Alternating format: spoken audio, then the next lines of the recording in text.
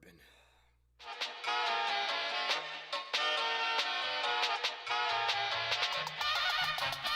One, two, three, jump!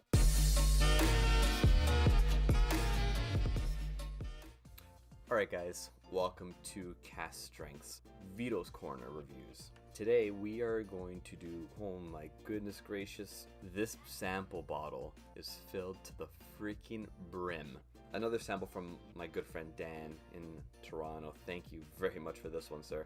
I'm actually looking forward to this the most out of all the bourbons that I'm going to be reviewing. So what we have here is the Four Roses single barrel bourbon.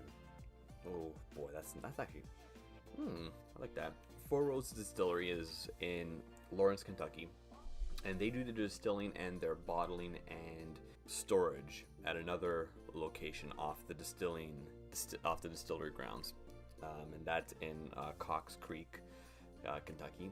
I'm not too sure how far apart those are, but I'm sure there's going to be some sort of image up here showing the proximity to each place. Four Roses Distillery, they have a bunch of warehouses. I don't even know how many, because I do research really well, probably why I'm a professional. So this one here was kept and aged in warehouse LE. I don't know what that means. Maybe in the comments below you guys can tell me. I said it before, I'll say it again. Bourbon is very, how do I put this nicely? Just very similar across the boards. I'm probably gonna get a lot of haters now because I just kind of characterize bourbon in this way, but as you've probably seen, I do enjoy bourbons. This right here, 100 proof, bites in the nose, more pepper than anything. The vanilla's there, the oak's there. I've lost the cherries and caramelized sugar, creme brulee notes that I normally get. Being 50%, I thought it would come across a little bit more harsh. It's not. Very inviting on the nose. It's making me want to dive in and taste it, which is what you want any whiskey to do. You want to be able to smell it and it just kind of invites you in and just be like, hey, there's some more at the bottom of this glass. Come and get some.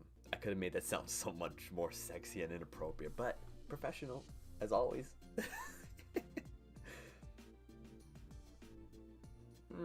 Rich and dark.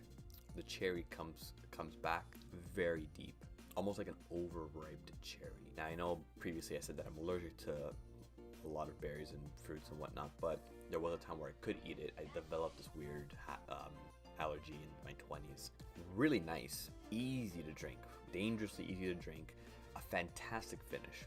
It's just sitting right here and just kind of bobbing up and down. Like I got it, and it kind of settles down. You get it, you get settled down. Wooden cherry is prominent here on the palate and the finish.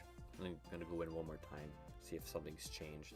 So I'm getting more char this time on the nose. And this is a kind of a cool experiment as well, because something I've noticed when tasting a whiskey for the first time, even when, if you haven't had a whiskey in a while, the first, nosing and taste of it is one thing, and then you go back again for a little bit of a nosing and you've discovered more things. Getting it on your palate and kind of bringing it all together in your body sounds weird, but it just kind of opens up your senses to more things.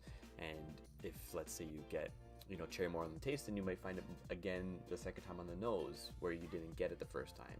Sometimes it gets hidden, you're influenced by what you ate, what you've smelt previously before going to the whiskey. So there's a lot of variables. First crack at something, you might not always get everything. Why there, don't shoot it, right? I learned to avoid that mistake a little bit too late in my 20s, but I did learn it eventually, and now you get a real better appreciation for any spirit.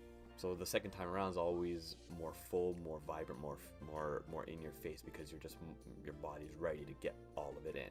So now, saying that, I'm getting more cherry. Well, not more, because I didn't get it to begin with. Really, I'm getting a slight cherryness on the nose, a little bit more vanilla, a little bit more sugary, which is nice because I like that. I like I said, why Eagle Rare is one of my favorite whiskeys is because it's kind of reminds me of a creme brulee. So when I start to kind of get, those profiles, when I locate those profiles in other whiskeys, it kind of just draws me a little bit more. I'm really enjoying this whiskey. So, second taste. molasses.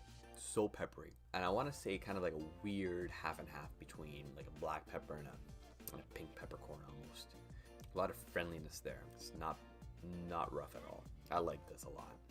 I'll probably buy a bottle. So what that means is that this Four Roses single barrel, it gets a level 3. This is a very enjoyable dram. Thank you very much, Dan, once again. You're the star of the next couple.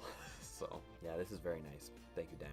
So in the meantime, description below, Twitter, Facebook for all your behind the scenes and upcoming events, notifications. So we've just started to put our bi-weekly live streams in a video podcast style. That'll be in the description below. Like, comment, and subscribe if you haven't already. We really appreciate it, guys. So we'll see you next time. Stay classy, stay safe, and cilantro.